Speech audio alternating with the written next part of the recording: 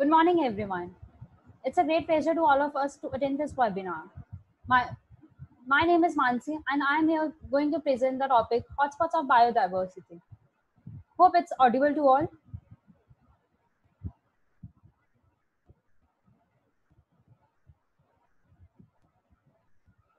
Yes, what do you understand by the biodiversity hotspots? The concept of biodiversity hotspot was originated by Norman Maier in 1988. What do you understand by the term biodiversity hotspot? Actually, it's a relatively small area with an exceptional concentration of endemic species and a large number of endangered and threatened species. What is the criteria to classify a region into a hotspot? It must follow two criteria.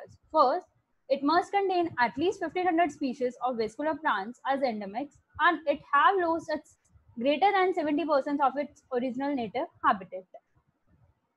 What actually the biodiversity is unevenly distributed around the globe due to its species richness and the number of species that is living in a specific location.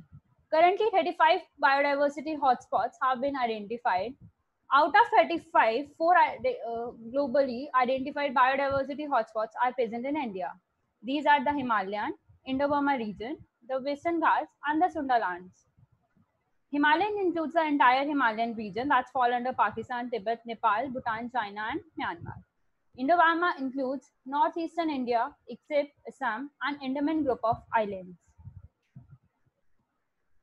Myanmar, Thailand, Vietnam, Laos, Cambodia, and southern China. Sundaland includes Nicobar group of islands and Indonesia, Malaysia, Singapore, Brunei, Philippines. Western Ghats and Sri Lanka includes entire Western Ghats and Sri Lanka. These are the world certified globally biodiversity hotspots in the world. These are the locations. The biodiversity hotspots are grouped under 5 regions. First is Africa. A total of 8 hotspots in Africa continent hold a diversity of plants and animal life, many of which are found nowhere else on Earth. Second is Asia Pacific, which includes 14 hotspots that represent their important biodiversity, which is composed of large land areas as well as islands. These 14 hotspots. Next is Europe and Central Asia. From the Mediterranean basin to the mountains of Central Asia, these 4 hotspots are unique in their diversity. Next, North and Central America. North and Central America play host to thousands of acres of important habitats. Next, South America. From Brazil to the tropical ends, South America has some of the richest and most diverse life on the earth. Important hotspots which will be discussed in detail. First is Western Ghats and Sri Lanka. Western Ghats of southern West Sri Lanka, they are similar in their geology, climate, and evolutionary history. The Western Ghats, locally known as the Sahyadri Hills, that run parallel to the India's western coast, about 30 to 50 kilometers inland. They cover an area about 160,000 square kilometers and stretch for 1600 kilometers from Gujarat to South Tip. These are the some endemic species of the Western Ghats and Sri Lanka. It includes impatiens, plant species.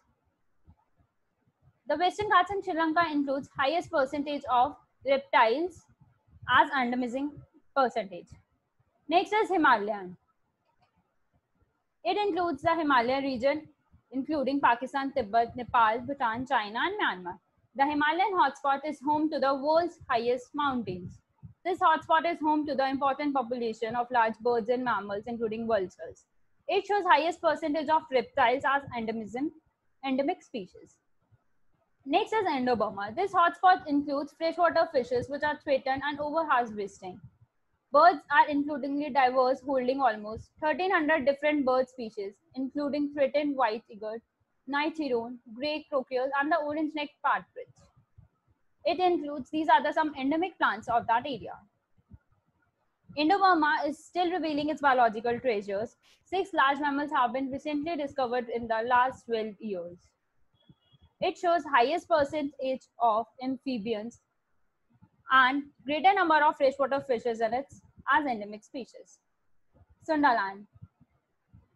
Sundaland includes a member of the genus Rafflesia, the largest flower in the world, measuring up to 1 meter in the diameter. It includes the 2 main dominated islands, that is Borneo and Sumatra.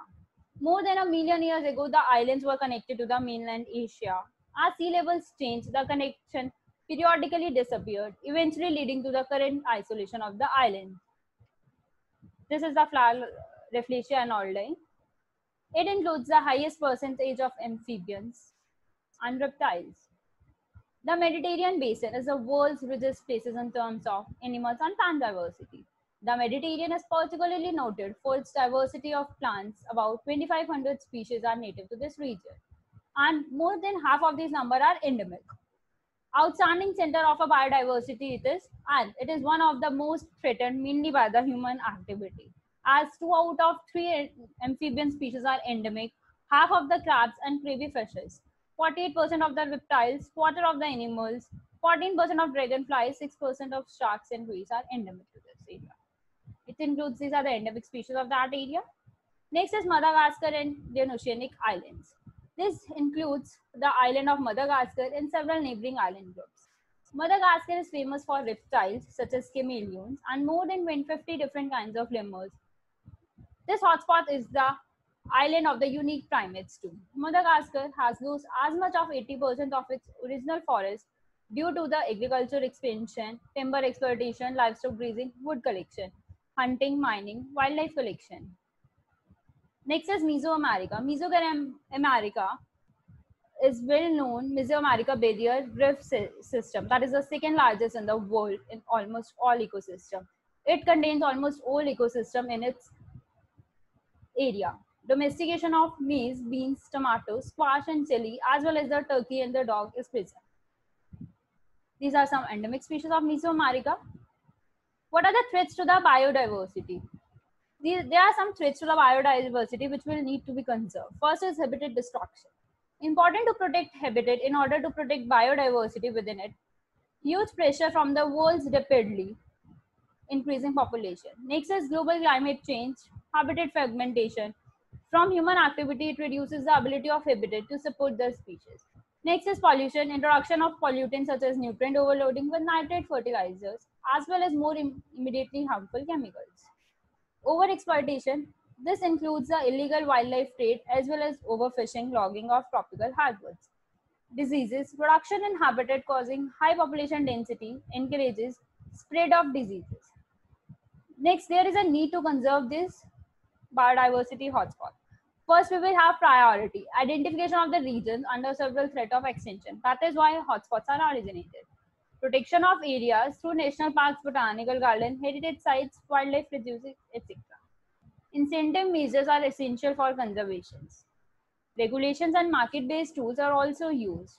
Increases in the new conservation tools and conservation professionals promote action against biodiversity loss. Unique projects need to be undertaken, working for water. Ecotourism are mutually beneficial for conservation of biodiversity hotspot.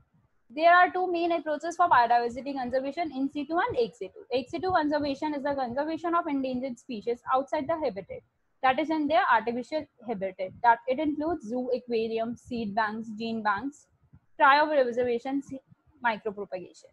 In situ conservation is the conservation of species in a natural ecosystem in an attempt to protect the endangered plants and species. It includes natural environment like national parks, wildlife sanctuaries, biosphere reserves. There are some international organizations which are working hand to hand, joining hand to hands to conserve the hotspots like Global 200 Ecoregions WWF, Conservation International, Plant Life International, and Alliance for Zero Extinction. Thank you so much for your time.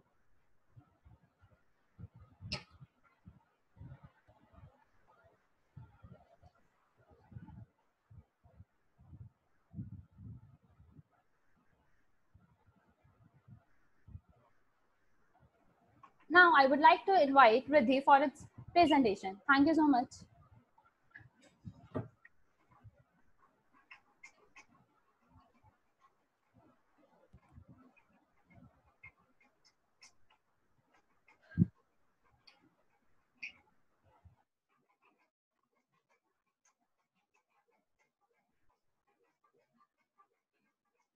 It has been over 4 years since Paris Agreement was reached at UN's COP21 climate summit, where all the world leaders agreed to pursue efforts to limit the temperature rise to 1.5 degrees Celsius. But in the time that has passed since, not only climate change has been the distressing issue on the planet, but other problems have been equally gut-wrenching. A very good afternoon to one and all. I stand here to say my opinions on our solutions are in nature. It has been estimated that we are losing forest land at a rate of 375 kilometers square each day. The Amazon rainforest, aptly known as the lungs of the earth, have also been recorded to have lost around 17% of its cover over the past 50 years, and this figure keeps on increasing. Let's not forget the infamous fires that further aggravated this loss. Not only so, according to a 2018 report named Make Every Drop Count, by 2050, more than half of the world's population will be at a risk of water shortage. As the debate over how to best safeguard our planet's future intensifies, could some of the solutions be found in nature? Thankfully, the answer is yes.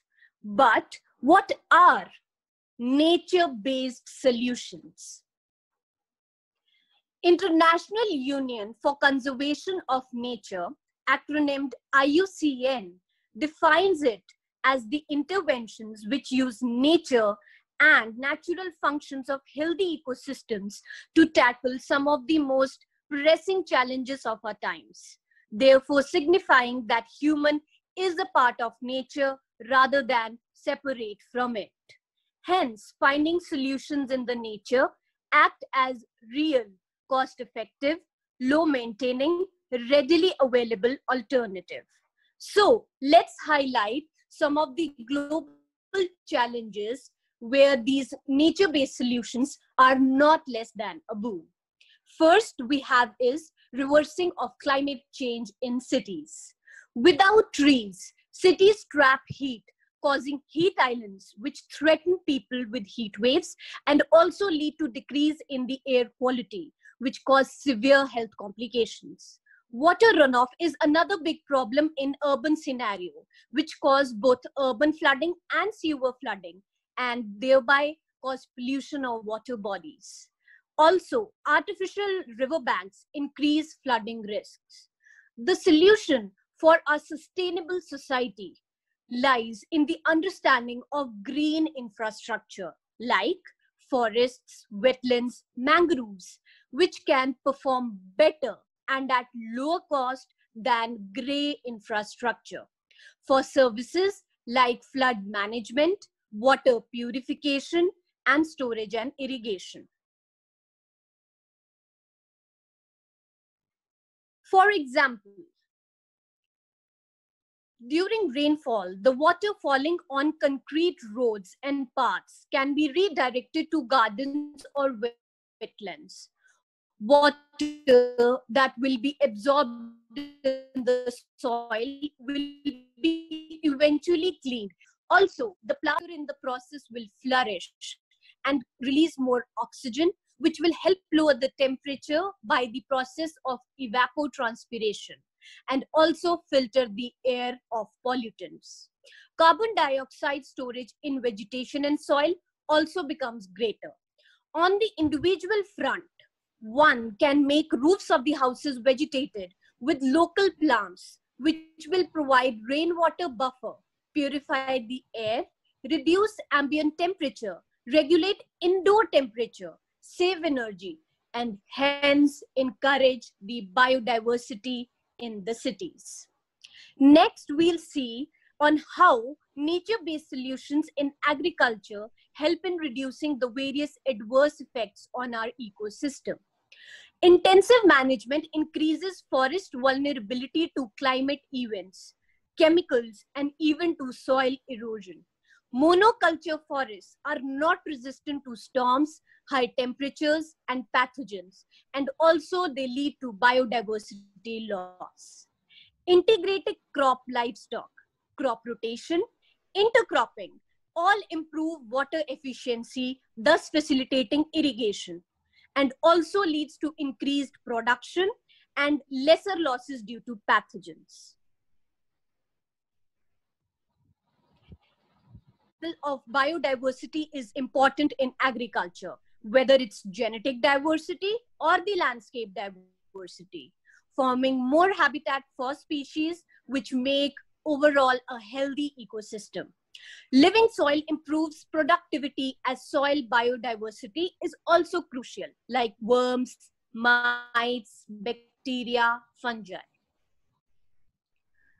Carbon dioxide storage becomes greater, obviously with more plants. Biodiversity in the context of agriculture also means as to how useful organisms can contribute to biological pest control. Organic farming, conservation agriculture, or simply known as agroforestry is the upcoming sustainable option for diverse agriculture. Then, promoting the appropriate management of forests by reducing the clear cut and rather opting for tree by tree method, thus helps preserve the soil from compaction. Leaving dead wood in situ and preserving biological refuges, developing biological corridors, and connecting the land's green lungs. Now we'll have a look on how it helps in dealing with the water crisis. The commonality between the human and the trees is a shared destiny. The fact that both are sophisticated life systems engineered by nature that depend on water to survive. But man has been consuming water at a rate faster than nature's ability to replenish it. The answer to our water challenges lies in the nature's technology, especially trees and forests.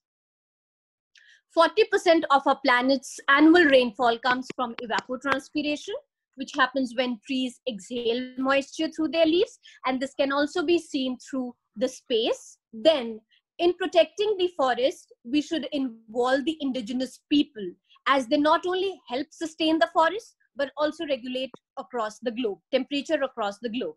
Then wetlands such as mangroves, peatland, etc., they are the natural filtration systems of the earth, and they absorb the pollutants from the fresh water and also act to prevent inland flood risks, storm surges, reducing coastal erosion. Coral reefs reduce annual expected damages from the storm by more than $4 billion.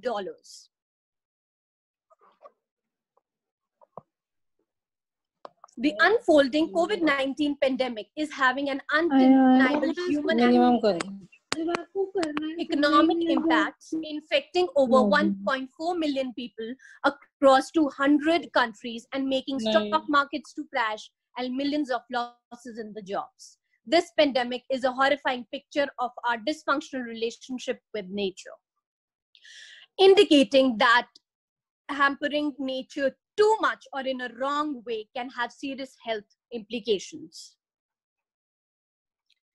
For example, deforested land has been linked to outbreak of Ebola as humans came in contact with previously untouched wildlife.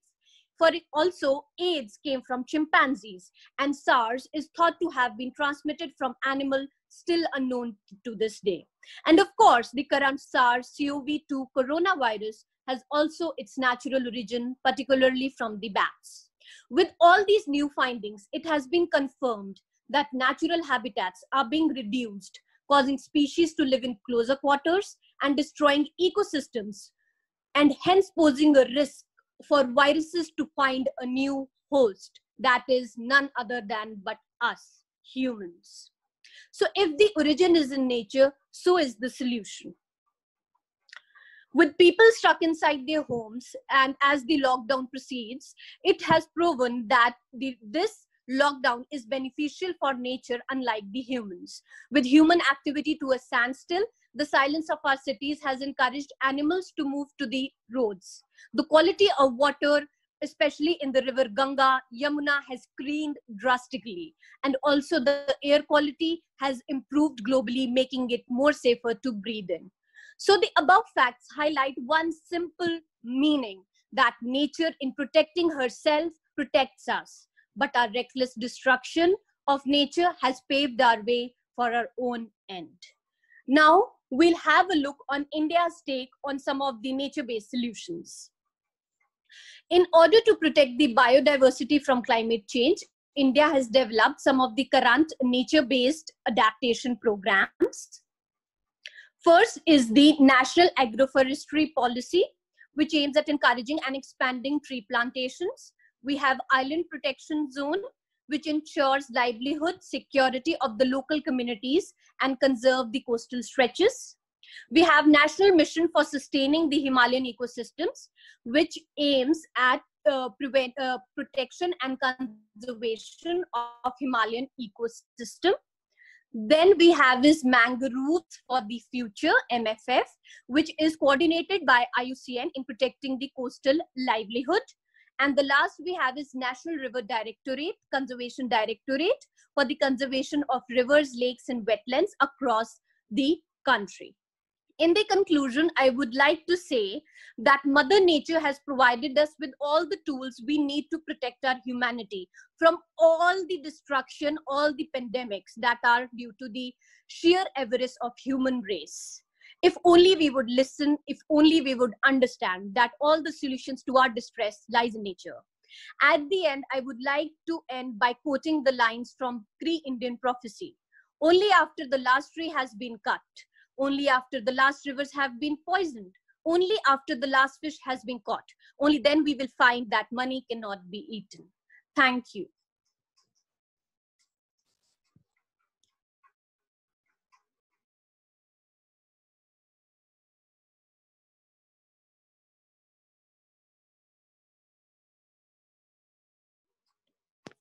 Mansi?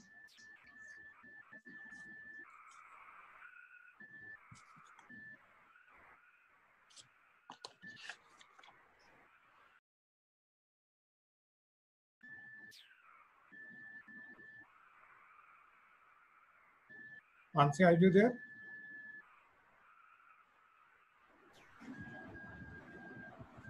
Okay. Thank you so much. Now I would like to...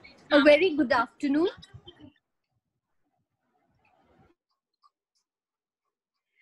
To grace the occasion, we have amongst us our respected chief guest, Professor Dr. Pramila Pathak from the Department of Botany, Punjab University.